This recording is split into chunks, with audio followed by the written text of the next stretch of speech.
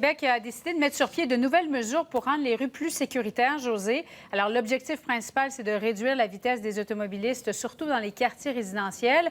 La limite serait donc ramenée de 40 à 30 même km/h.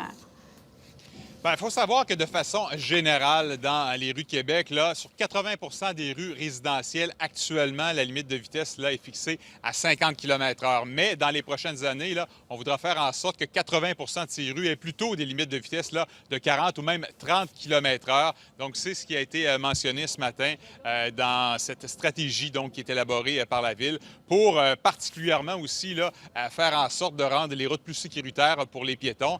Ce sont un plan stratégique qui était déjà connu, mais qu'on commence à mettre en application. On parle, oui, de réduire les vitesses sur les routes rurales, vraiment les routes des quartiers résidentiels, mais ce qu'on parle aussi, c'est de faire en sorte d'améliorer l'aménagement autour des écoles en aménageant davantage de trottoirs, de traverses piétonnières également pour rendre ces secteurs plus sécuritaires pour les écoliers. Le nombre d'opérations policières également qui sera augmenté au cours des prochaines années pour mieux contrôler la vitesse des automobilistes. Il y a des campagnes de sensibilisation aussi qui seront mises en branle.